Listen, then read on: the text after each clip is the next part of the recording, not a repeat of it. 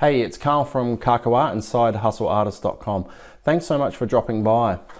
In this video, I just want to talk about pricing your art. And art is only ever going to be worth what people are prepared to pay for it. Now, if you're like me and simply don't have the status of a Picasso, we have to be moderately conservative when establishing a price for our work. And this is especially true when you're first starting out.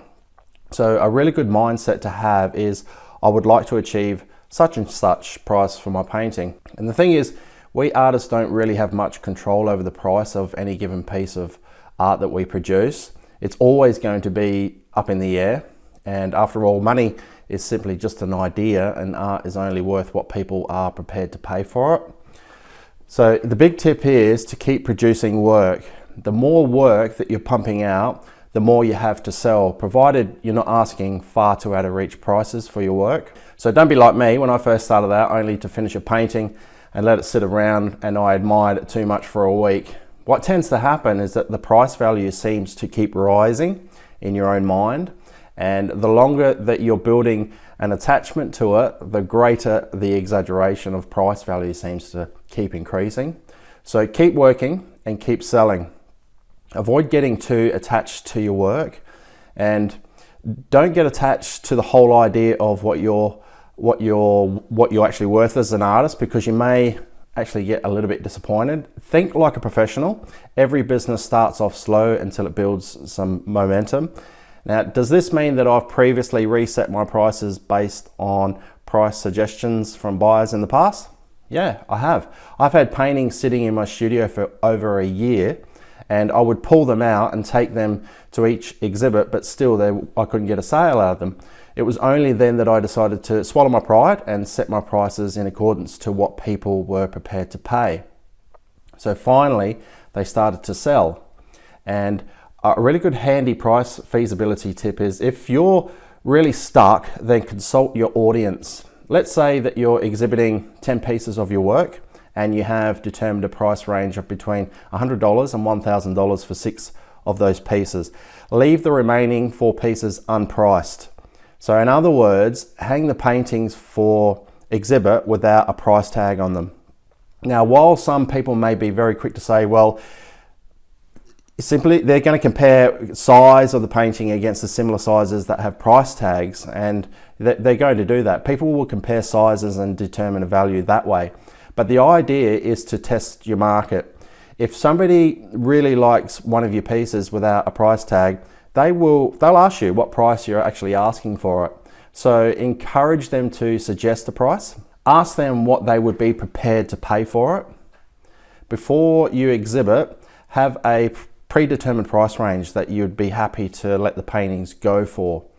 So if the buyer nominates a figure within that price range, you have a sale, essentially. So I don't necessarily advocate that you use this method all the time, but if you're out there battling with the whole pricing your art issue, this method could really help to prove to be helpful for you. Sometimes it's a good idea to select the art in your collection to suit the event. So for example, if you're exhibiting your work at an event that has been well publicized, specifically for visual artists, like art on canvas, for example, you essentially have a target market of buyers to sell to, and these people will be expecting to see visual art only. I know that sounds kind of obvious, but what I'm getting at is, with some events you have a broad mix of artists. So some artists will be selling jewelry, and you have other artists, they'll be selling metal works of art, and some will be selling sculpture art. So you get the idea. It's more of an art and craft show. It's a real mix. So in these types of mixed art events, you're part of that mix.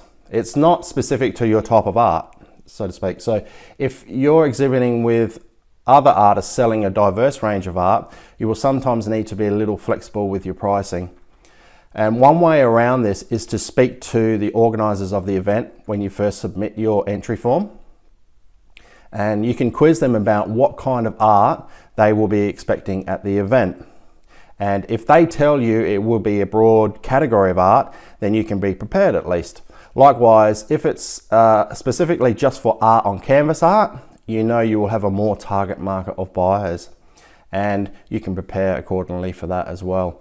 Now, if it's an art and craft fair, I would suggest that you consider bringing your art along that's under the $50 mark. Consider things like small charcoal sketches that you have framed, maybe smaller paintings.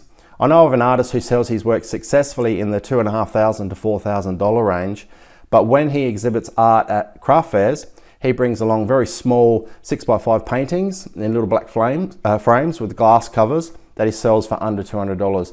Now, I should point out that his smaller, less expensive art is relative to the pieces of smaller items being sold by other artists. So he's catering to the market, and he understands that exhibiting his work is not always about making big sales. It's about getting people to leave with some of his art. It's like leaving a creative footprint, so to speak.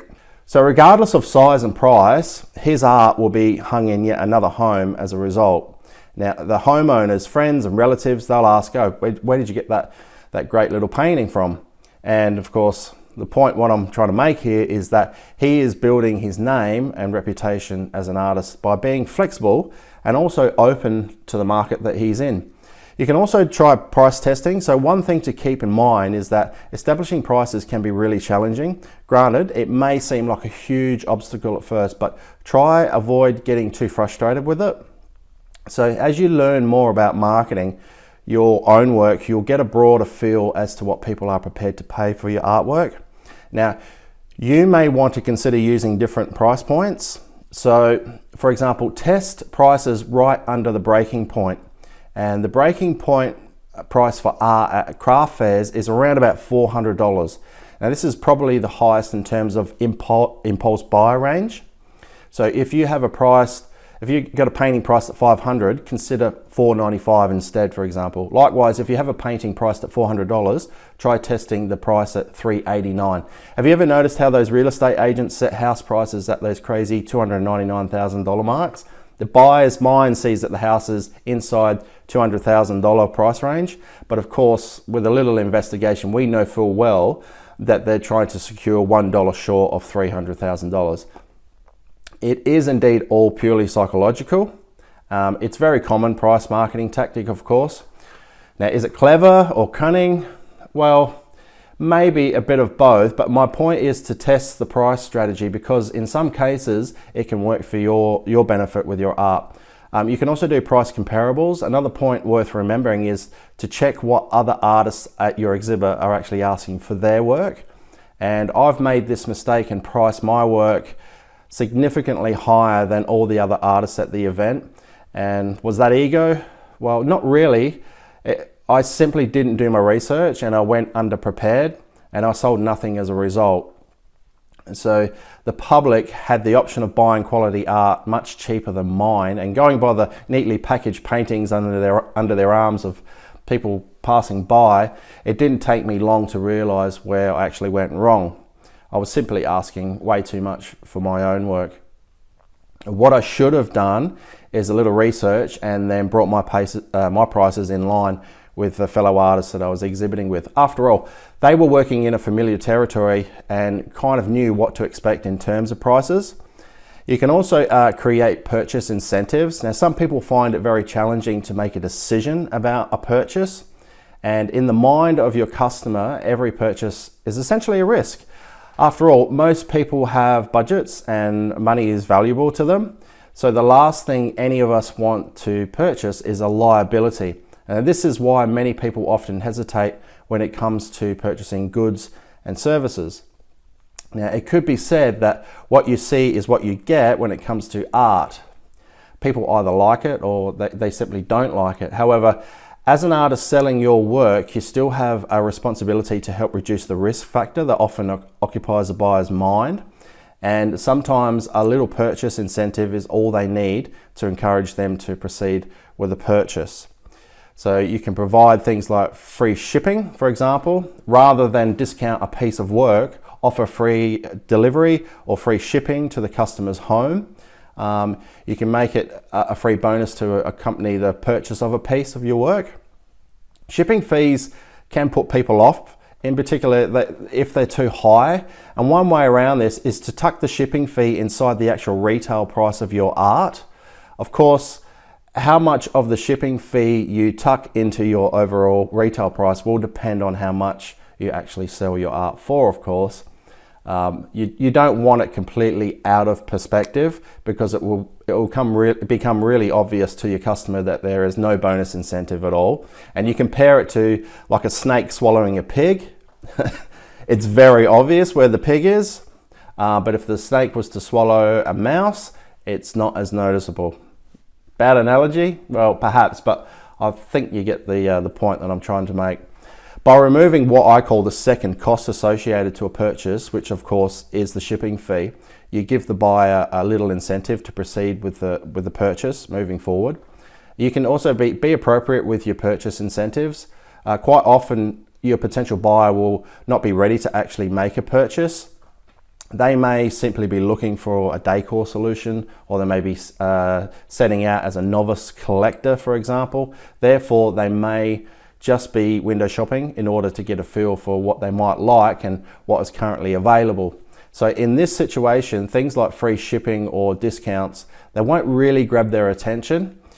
So what will give them the incentive to buy from you at a later date, however, is how well you can provide a solution to their lack of buying confidence, and how well you can educate them on making the right purchase decision.